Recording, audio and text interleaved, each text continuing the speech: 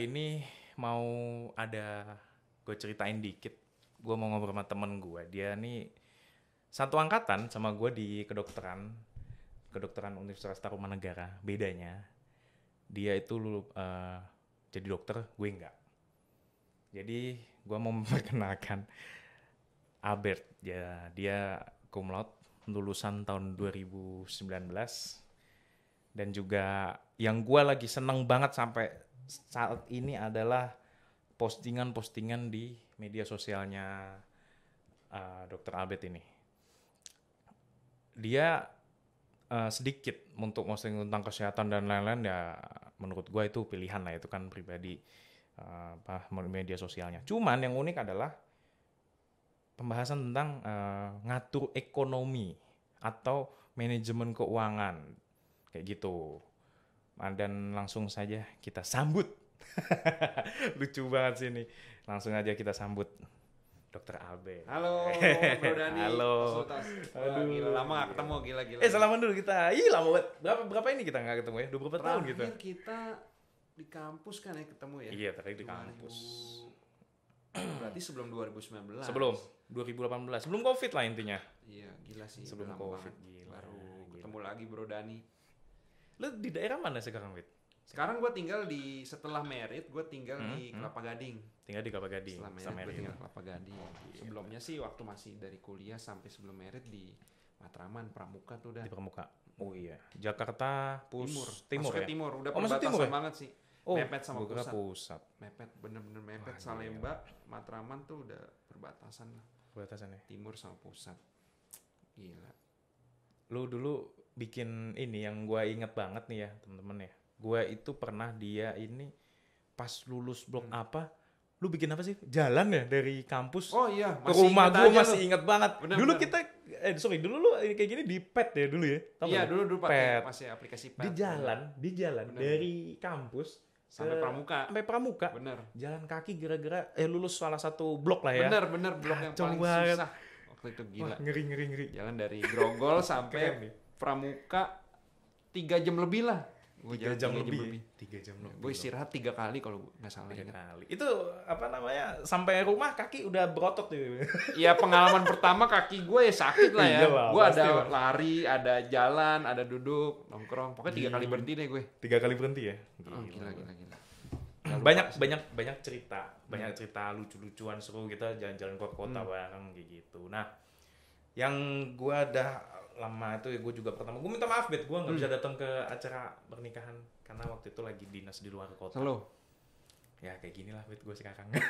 padet jadwalnya ya. Padet. Gue ini Bet, gue tuh lagi suka minta pendapat awal aja tentang apa ya, kalau menurut gue tuh ini pengaruh dari media sosial ke gaya hidup anak-anak yang sekarang nih Bet, yang lu suka bahas lah itu. Iya. Gitu loh. Baratnya nih kita punya duit 10 juta mau langsung dibeliin apa nih, handphone terus habis atau gimana tuh, kalau menurut lu efeknya tuh gimana sih? Flexing lah ya. Iya flexing, bener. Kalau buat gue flexing sendiri ya, ya. menurut gue sih kalau media sosial kacau sih Bet. Kita udah nggak tahu itu mana dia yang asli, mana dia yang di situ tuh apa gitu loh. Kayak gitu. Flexing sih emang sih kalau menurut gua ini pendapat gua ya Dan ya. Yang selama ini gua lihat. Jadi kan memang kalau konten itu kita nggak bisa atur, kontrol orangnya dong. Mau dia posting dia punya duit berapa, mau dia posting gua baru beli HP, baru beli mobil ya kan, dia posting yang bagus-bagus. Kita nggak bisa kontrol orang. Apalagi kalau makin kesini ini ya, branded tas. Iya benar, tas branded, gitulah, huruf H ya kan. Aduh H, terus huruf S. Ya kan? Superman kan? Superman. LV ya kan. Waduh, banyak deh, banyak banget. Kita nggak bisa kontrol orang itu, Bener. kan? Cuman tinggal balik lagi ke kita. Respon kita lah yang bisa kita kontrol, benar nggak? Maksudnya apa?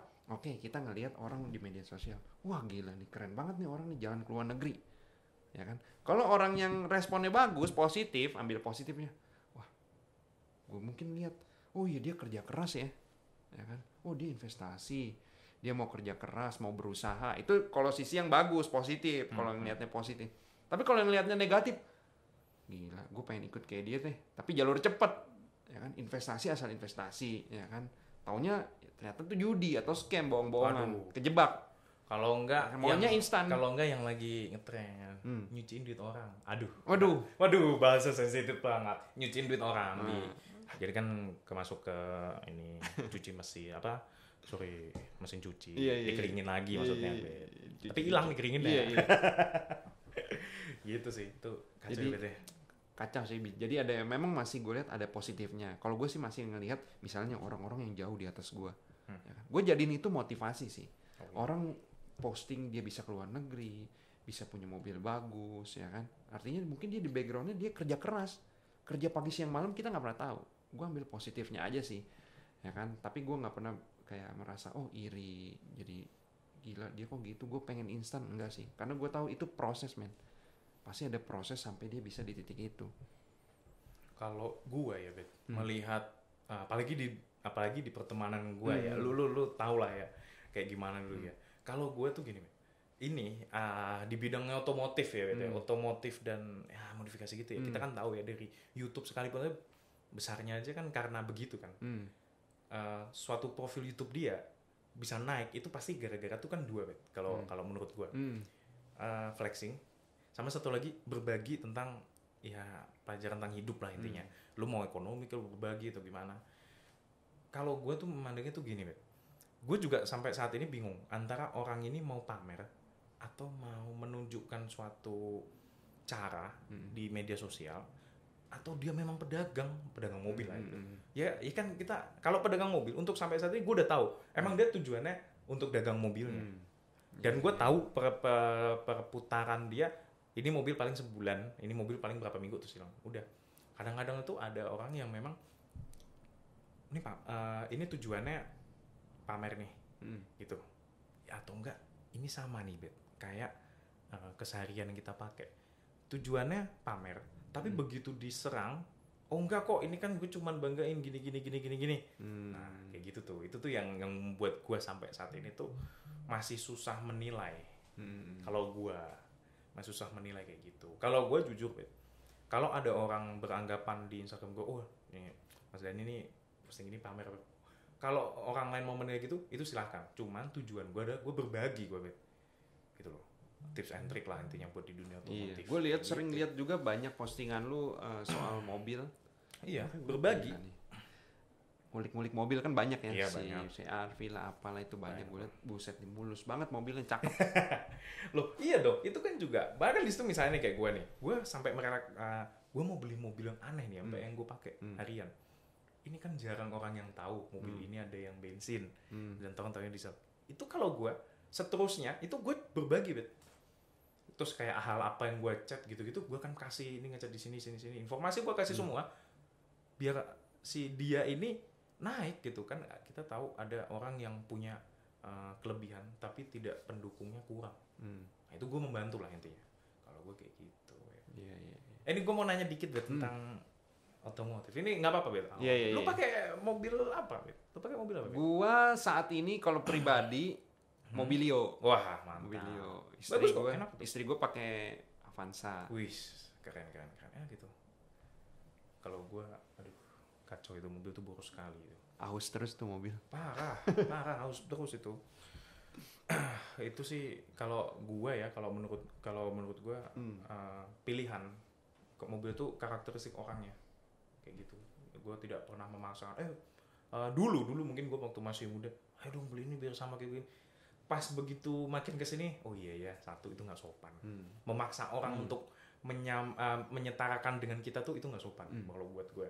Karena gue maunya, oh ini biar sama gue gini, itu nggak bagus. Terus kedua kita nggak tahu bagaimana kondisi keuangan orang tersebut. Terus yang ketiga adalah jatuhnya akan pamer gitu loh. Ini maunya mau sama gue doang gini. Kalau akhirnya ya udahlah, gue apa adanya aja. Ini, Bet, gue balik lagi ke tentang lu apa ya? Lu menempatkan keuangan lu itu menurut lu pribadi nih. Sudah bener apa belum sih, Bet, sebetulnya? Nah, iya, ngerti, paham gue. Istilahnya kalau gue pribadi ya hampir setiap hari sih kita monitoring lah ya namanya ya, kan ada monitoring evaluasi ya kan. Dengan rencana yang awal sebenarnya kita udah on track belum sih dengan tujuan-tujuan keuangan kita, tujuan-tujuan hidup, tujuan keuangan udah on track belum nih sama yang kita rencanain ya kan. Kita evaluasi tuh tiap hari. Jadi gue biasa sama istri tiap hari, tiap minggu ada evaluasi tuh. Masih on track nih ya kan. Investasinya masih bagus, budgeting masih oke semua. Tapi kalau emang ternyata di tengah jalan ada hal yang ubah, ya kita evaluasi apakah di bulan depan bisa kayak gini lagi apa enggak, kayak gitu. Jadi selalu ada evaluasi dan monitoring sih, dan hampir setiap harinya. Lo setiap hari seperti itu. Lo lakukan itu nggak dalam setiap hari itu? Ada nggak perubahan itu? Lo lakukan nih, misalnya lo udah melakukan itu. Oh iya ya, gue di bulan ini begini, di bulan depan gue ada tanggungan lain yang harus gue akan bayar, gitu.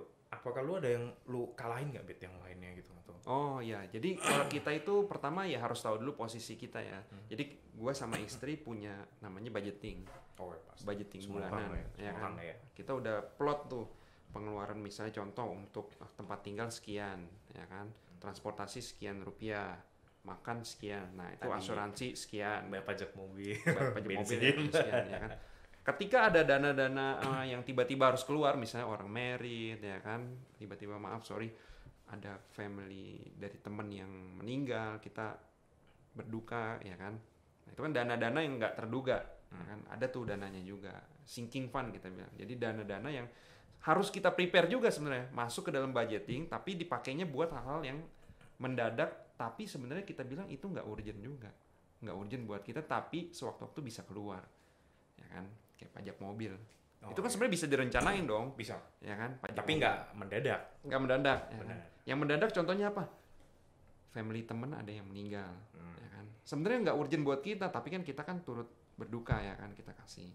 Temen merit ya kan, kita kasih, udah kita budgetin juga di sinking fund itu. Kayaknya kalau teman merit itu kayaknya kalau teman merit itu udah ada ini nih, udah ada rencana tuh. Iya. Jadi kita tahu sebetulnya. Oh iya di tanggal segini. Oh oke lah.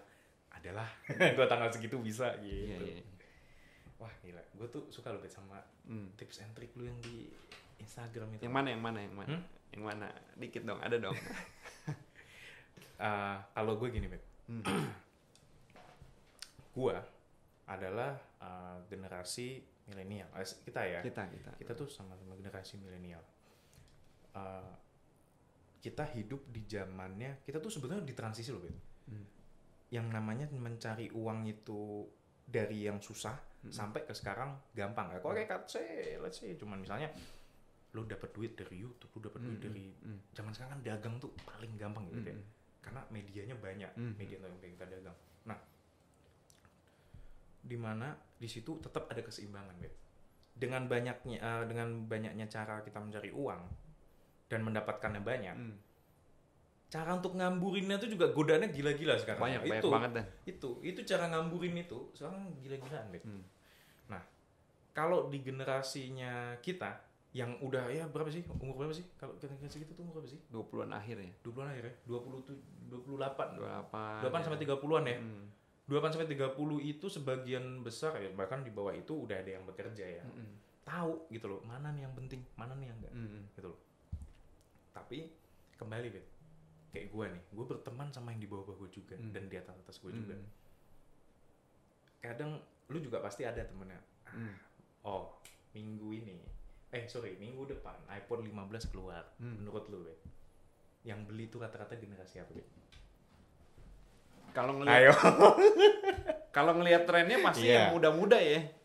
Yang muda-muda. Gue nggak tahu sih dia beli itu karena butuh apa cuman karena gengsi ya. Kalau gue punya pandangan sendiri. iPhone 15 misalnya keluar. Kalau gue yang beli itu gini, itu selektif nih. Jadi tidak semua juga, cuman di berbagai umur itu pasti akan beli. Oke lah, misalnya untuk yang mereka kerja mungkin videografi, ya kan sih, ya kan, bisnis dan lain itu pasti akan beli dan update. Cuman kalau untuk orang-orang yang lebih expert di dunia gadget dan dia tahu nih, Bet, enggak kok, ini masih sama 14, bahkan 13, 12. Karena sebelum-sebelumnya seperti itu pasti malah mereka bisa menahan-nahan. Iya. Itu. Nah, yang bahaya tuh sekarang tuh yang tadi sebelum ini gue udah bicara ya. Yang bahaya itu generasi Z.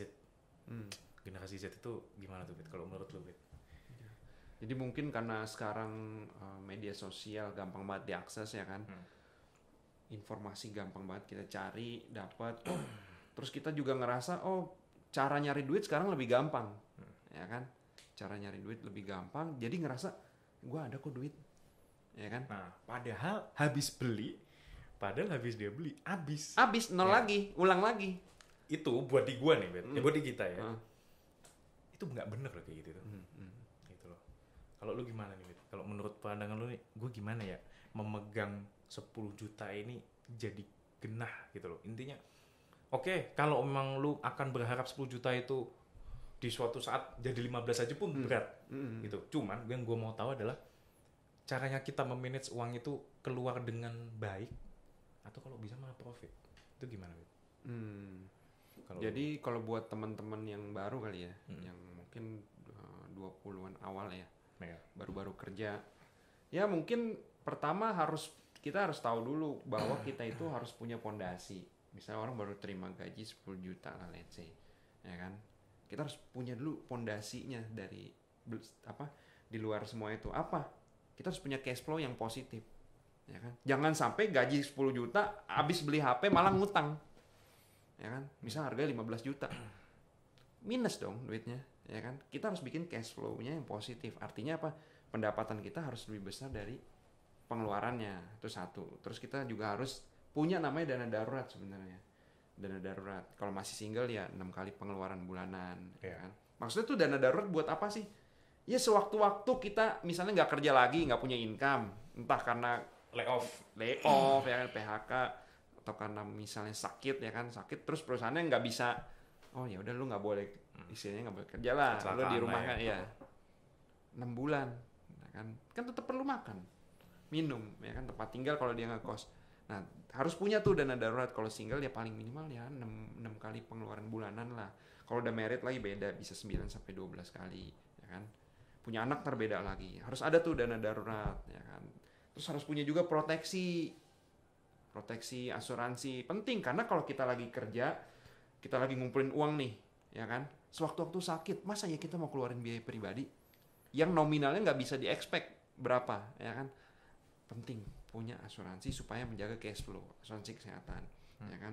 Sebelum masuk ke investasi, ya kan. Jadi jangan coba-coba nih ngelewatin pondasi bawahnya dulu. Masih minus, cash flow-nya minus, ya kan. Tapi langsung mau investasi. Bahaya. Ada Bet orang yang kayak gitu. Iya, gue bilang itu judi dong namanya, ya kan.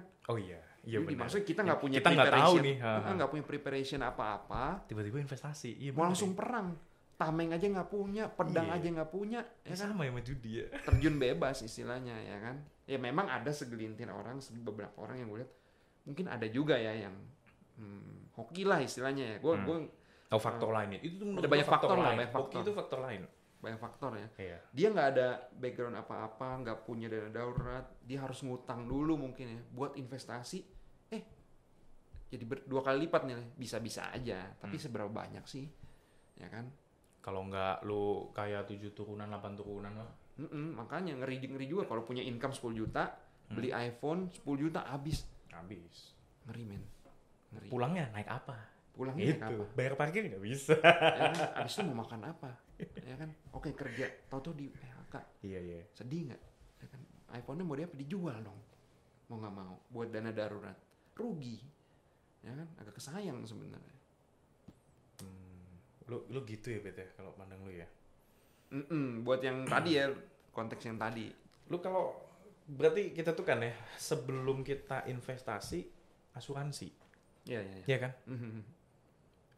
Ibaratnya kalau lu mau membangun sesuatu, ya bener, pondasinya tuh itu. Karena kadang lagi udah mau jadi, pas sakit, yang tadinya duit lu, misalnya lu mau buat salah satu perusahaan, lu sakit, itu uangnya nggak jadi, malah jadi bayar rumah sakit. Nah itu yang kayak gitu-gitu. Terus gimana Bet? Di Indonesia ini kan pandangan orang ini kalau maaf ya Bet ya, kalau gua nih, ini gua sendiri yang gua juga udah sering denger ya. Lu ditawarin suatu asuransi, apapun lah, katakan apapun. lu udah tahu kan Bet jawabannya apaan? Orang itu akan jawab apa? Sebagian besar. Nipu. Asuransi itu nipu. Apa? Bukan. Mas, nggak usah nyumpain saya sakit lah mas. Oh. Lah, kita juga sebetulnya nggak mau nyumpain sakit, ya Bet ya. Iya. Kan sewaktu-waktu, jadi susah ya Bet untuk diajak berpikir yang lebih real ya. Tapi kan kita nggak tahu juga ya. Itu lu gimana Bet kayak gitu Bet? Orang yang masih menyepelekan. Iya, gue sih gini ya, simple. Karena dokter juga, Iya. sama seperti dokter sebenarnya kita menjelaskan soal asuransi. Sama seperti ketika ada pasien datang ke gue cerita, ya kan, kita anamnesis, kita tanya, oh bapak ternyata punya darah tinggi nih, punya diabetes, ya kan? Bapak coba kurangin dulu makan manis-manis, asin-asin, ya kan. Kue-kue jangan suka dihabisin tuh, jangan makan banyak-banyak, kan gulanya tinggi, ya kan. Nah, balik lagi, si bapak pasien mau jalanin bagus buat dia, Iya. ya kan. Kalau nggak jalanin, dokternya rugi nggak? Ya enggak. Enggak kan. Nah, Enggak. sama seperti halnya asuransi. Aku tuh di asuransi gini. Iya kalau lu ngomongin gitu ke asuransi, sebetulnya sama dokter tuh juga nggak mau sebetulnya kita sakit. Iya. Karena capek juga. Kadang mending, maksudnya gini, dokter itu ngobati kita, dibayar itu pasti, dan ada juga yang enggak ya Bet ya. Kita tahu lah teman-teman kita beberapa. Bukan masalah, bayar tinggal bayar, cuman nyampe dia sembuh itu bukan pihak dokter doang, kitanya tuh ngikutin nggak apa yang kita iniin gitu loh. Kalau enggak, ya udah sama ya Bet capeknya ya. Sama sih. Lu gimana Bet asuransi kalau tiba-tiba orang bilang ya nggak usah nyumpain saya inilah untuk sakit dan lain, tuh menurut lu gimana Bet? Orang-orang jawaban kayak gitu Bet? Wajar sih menurut gue, itu wajar ya. ya. Mungkin di satu sisi punya pengalaman yang kurang enak soal asuransi, kan bisa aja.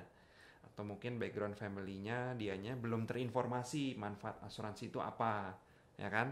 Nah ada baiknya, makanya gue sebagai dokter dan juga di bidang asuransi, gue edukasi lah. Jadi lebih banyak mengedukasi, oh ternyata asuransi itu manfaatnya seperti ini loh ya, indah gitu ya, bagus ya, asal tahu term and condition-nya, ya kan. Jadi kita banyakin edukasi di situ. Kalau orang yang udah pernah ngerasain manfaat asuransi, pernah mungkin family-nya ada yang nggak ada, terus uang santunan jiwanya cair, mungkin dia udah open mind banget. Gede loh rata-rata. Iya, itu bisa disesuaiin kan. Iya. Udah open mind, wah iya gue udah pernah ngerasain. Kalau kayak gitu gampang edukasinya, lebih mudah, bahkan mereka open sekali, nyari sendiri. Tapi kalau yang belum tahu, nah harus pelan-pelan tuh dari bawah, ya kan, kita jelasin. Oh BPJS itu ternyata asuransi juga loh, BPJS kesehatan, ya kan, BPJS tenaga kerja itu juga asuransi. Cuman asuransi dari pemerintah, ya kan, dimana ya sesuai lah dengan apa yang kita bayar dan yang kita dapat sesuai, ya kan. Sesuai lah kayak gitu, dan sifatnya juga nggak ada yang khusus ya Bet ya. Kalau asuransi dari pemerintah itu ya. Iya, umum dan lah ya. harus menjangkau seluruh lapisan masyarakat ya.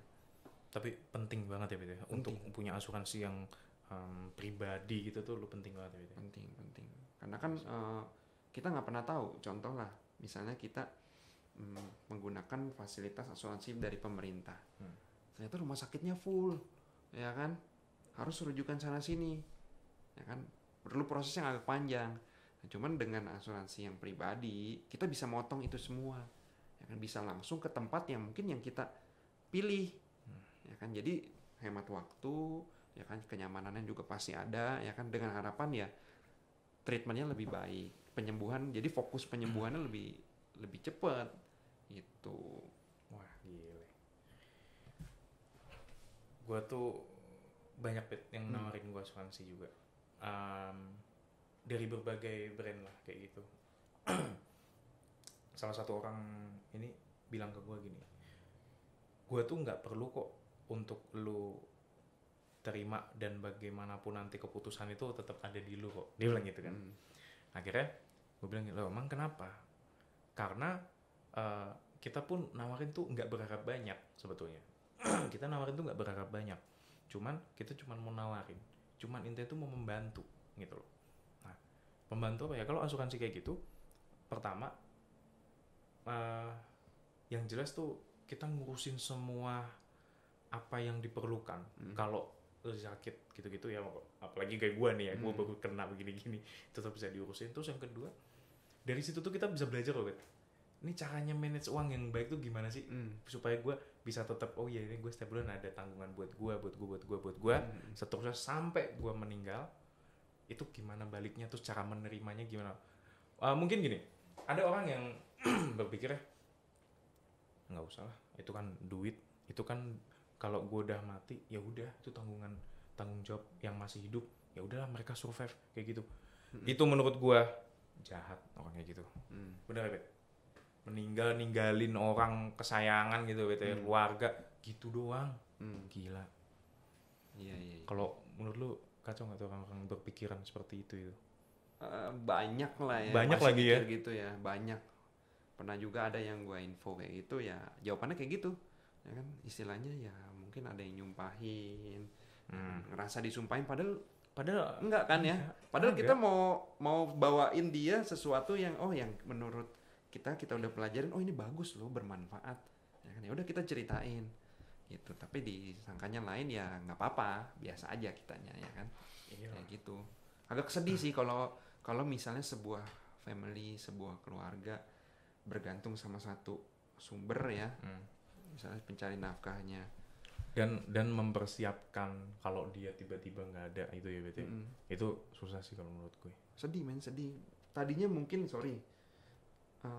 kehidupannya oke, ya kan, bergantung sama si pencari nafkah, tapi ternyata si pencari nafkah ini nggak ada duluan lah istilahnya, berkurang duluan. Duluan. Gaya hidup keluarga kan pengennya sama dong, ya kan, tapi karena nggak punya. Kalau gue gini, bukan gaya hidup keluarga sama. Kita tuh udah kepikiran kayak gue nih, gue ditinggalin nyokap. Itu aja pun udah kepikiran nih gimana ke depannya ya, gitu loh. Apa masih bisa nggak ya kalau uang misalnya tiba-tiba nggak ada, ya kan ke kondisi saat itu lagi kuliah lagi, aduh belum kerja lagi.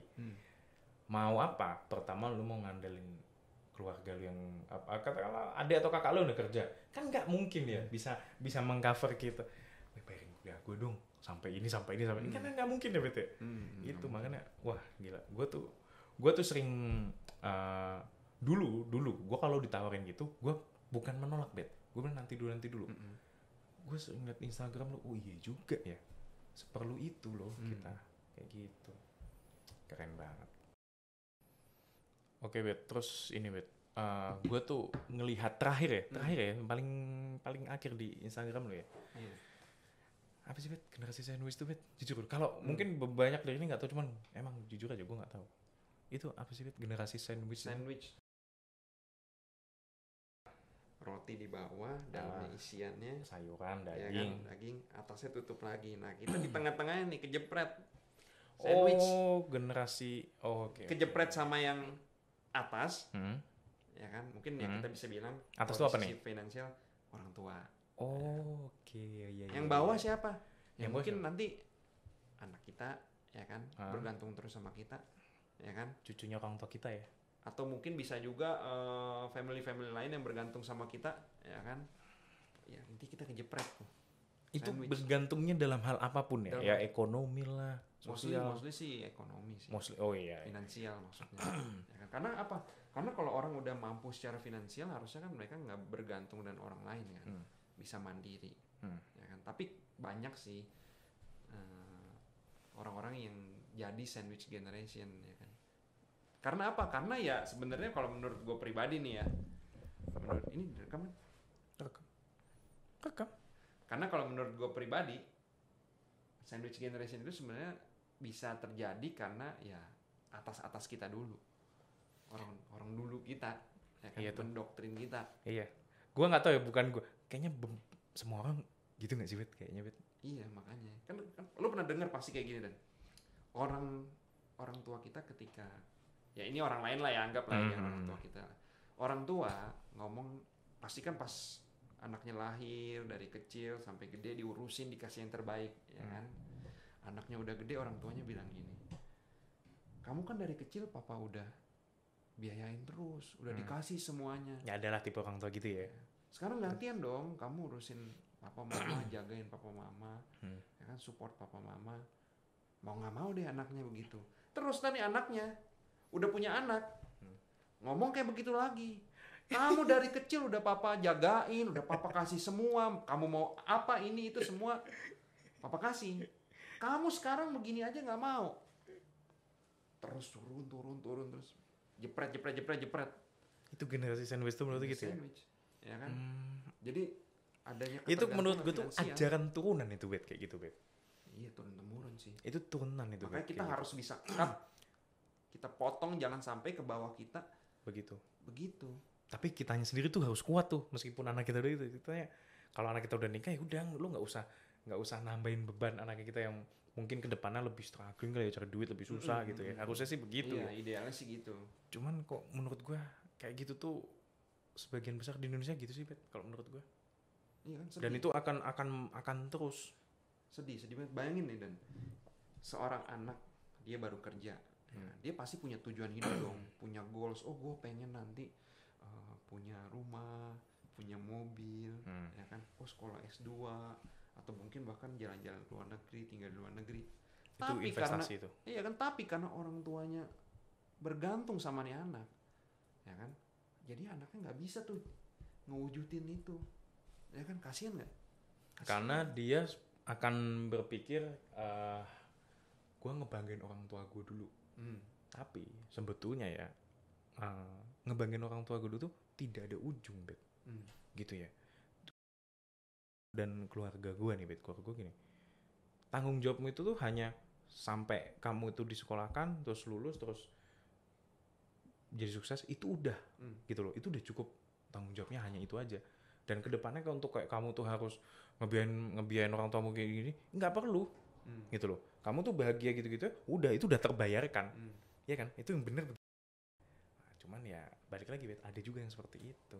Cuman ya memang kita perlu, benar kata gue, setuju banget sih, kita harus bahagiain orang tua kita. Kita harus berikan yang terbaik buat orang tua kita. Benar kan? Salah satunya dengan apa? Ya memberikan proteksi kesehatan mereka yang bagus. Balik lagi. Ya kan? Perlindungan finansial yang bagus buat mereka. Jadi kalau ada terjadi apa-apa ya mereka nggak pusing. Kitanya juga nggak pusing jadinya, ya kan? Kita kasih yang semaksimalnya. Itu. Kalau sampai suatu saat misal orang tuanya udah meninggal, udah nggak ada, ya udah gitu loh, Bet. Biasanya begitu itu terus uangnya cair gitu ya, Bet. Cair gitu. Iya.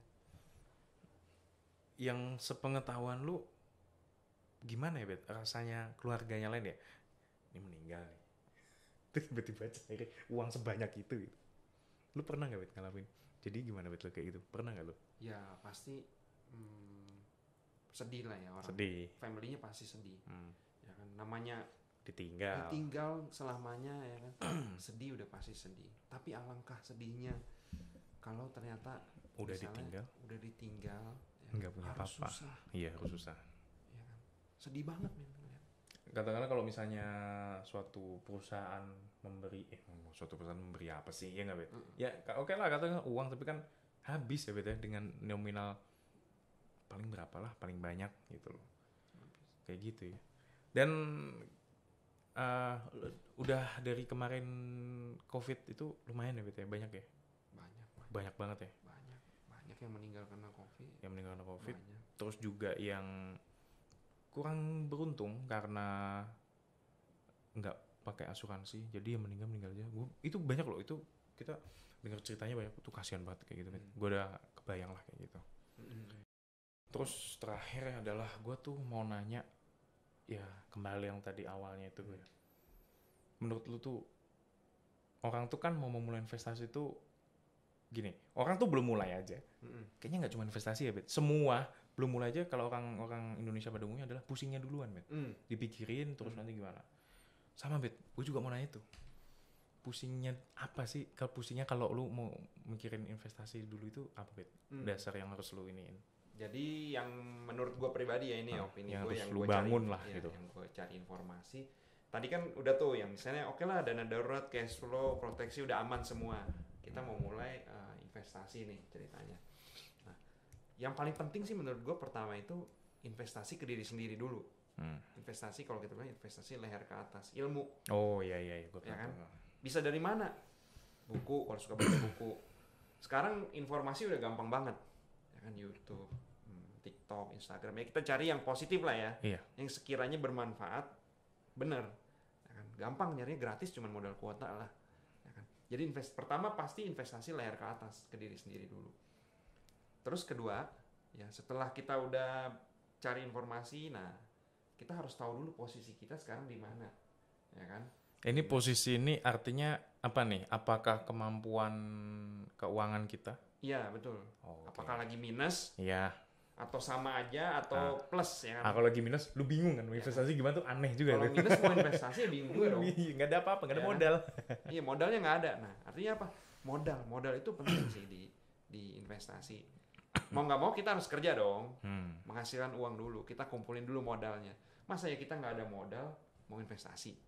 Jadi kita kerja dulu, cari tambahan ya kan. Kita sisihin tuh, Misalnya kan pakai rumus-rumus banyak lah. Orang-orang ada yang pakai rumus budgetingnya 50, 30, 20%, ya kan?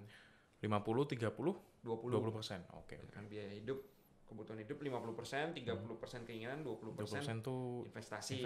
Ya kan? Nabung. Ya nabung atau investasi.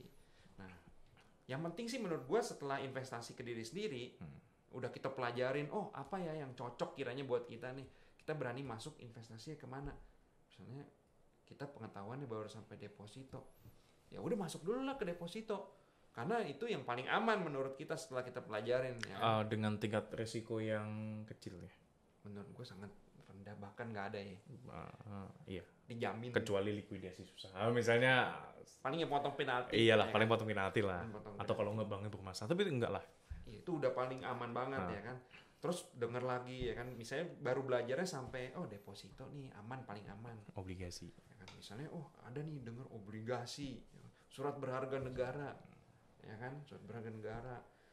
Tapi setelah kita pelajarin kok kayaknya kita belum nyaman ya, maksudnya belum yakin ya.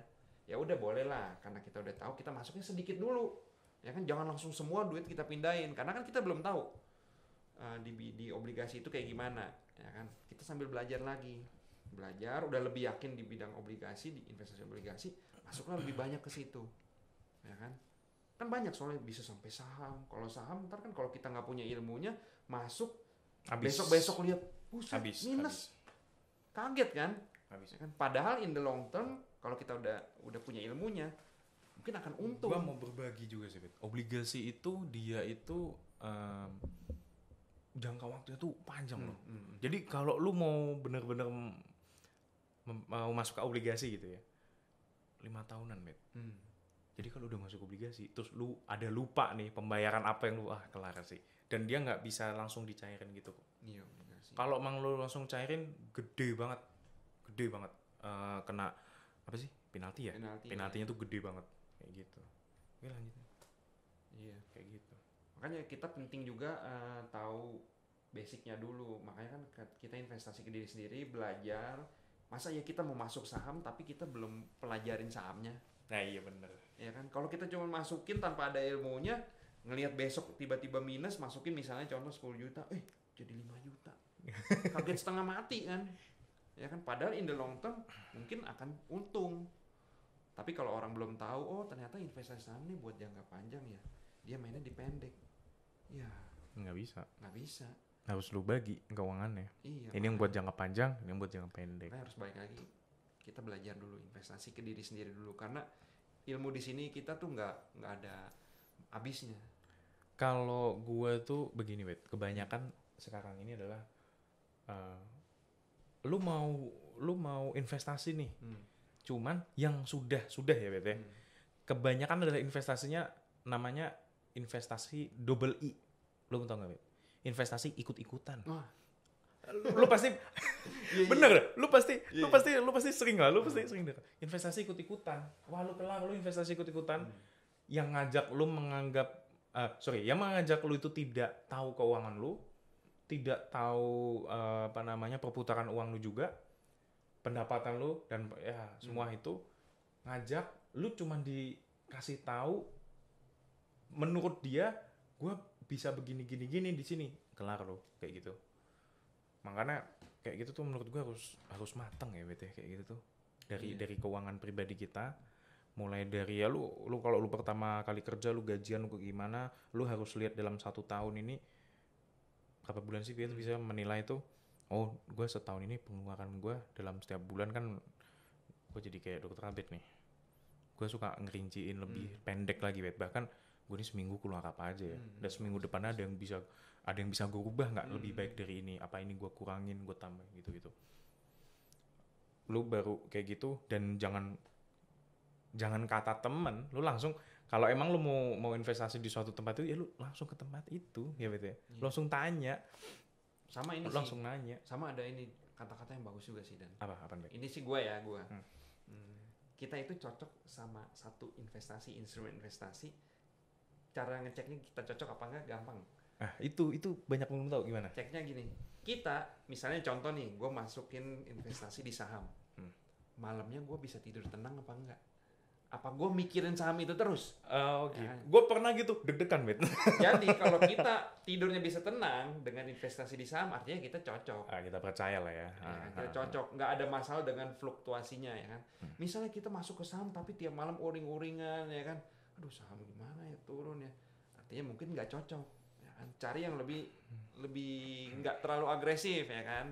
Misalnya, nyamannya di surat berharga negara nih, reksadana misalnya ya kan.